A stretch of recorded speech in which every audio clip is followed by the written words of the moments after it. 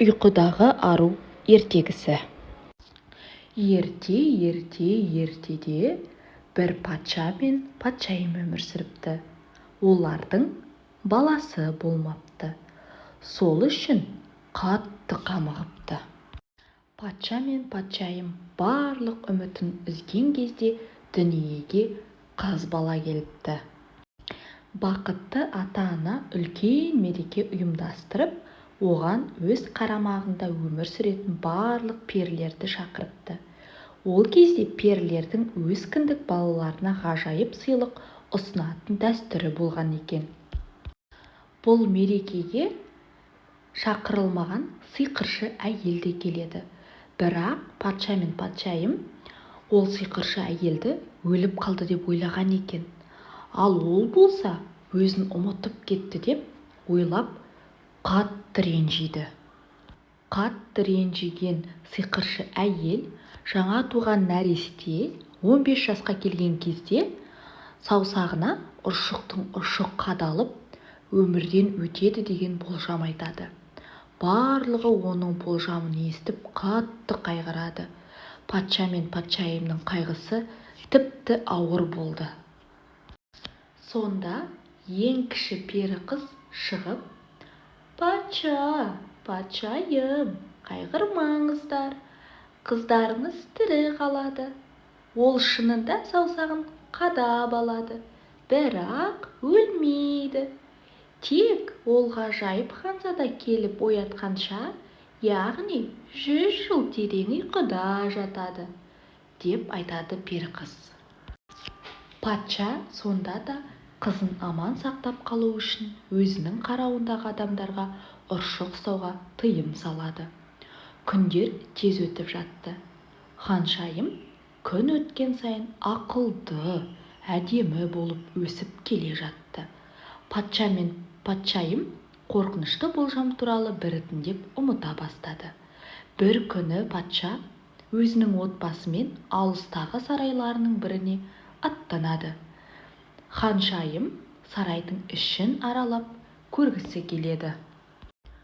Соңғы бөлмедегі мұнараның ең басында ұршық иіріп отырған кемпірді көреді. «Әшей, сіз не істеп отырсыз? Ой, қандай әдемі!» деп таңданады. Ханшайым ұршыққа қолын соза бергенде ұршықтың ұшына саусағын шаншып алады да ес-түссіз жерге құлап түседі. Болған жайды естіген қайырымды пері қамалға жүгіріп жетеді. Ол сиқырлы таяқшасын қамалда тұратын барлық адамдарға тигізген кезде олар да ханшайыммен бірге ұйқыға кетеді. Өйткені ханшайым көп жылдан кейін оянғанда таныс адамдарды көруі керек. Қайырымды пері таяқшасын тағы бір сілтеген кезде қамалдың айналасында арасынан адам да, аң да өте алмайтын қалың орман пайда болады.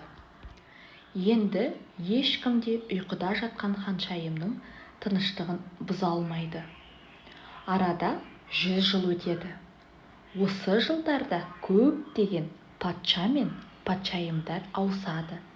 Бірақ та ешқайсысы қамалға өте алмайды.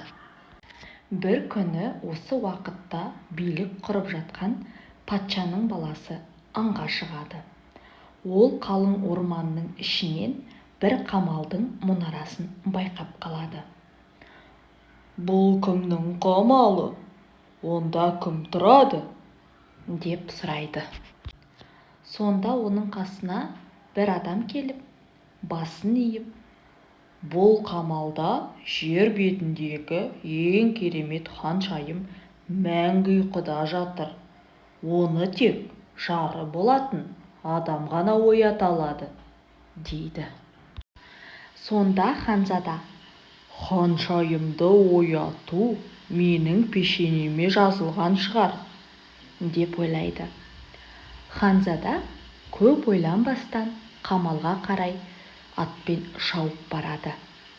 Сиқырлы орманға да келіп жетеді.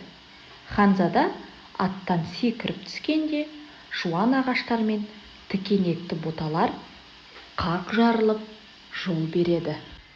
Ол жалғыз жүріп кетеді. Нөкерлерінің ешқайсысы артынан ере алмады. Өйткені орман ханзаданы өткізіп, артынан жабылып қалып отырды. Ханзада қамалға да келіп жетті.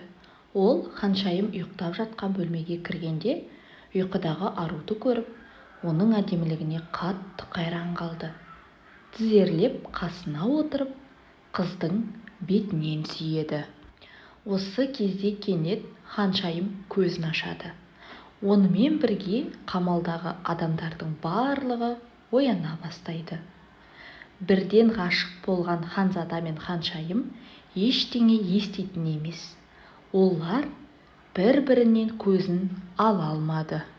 Көп ұзамай ханзада мен ханшайым тойларын жасайды және ұзақ жылдар бойы бақытты өмір сүреді. Ертегі ұнаса, менің каналыма тіркеліп, лайк басып, комментария жаза отырыңыздар.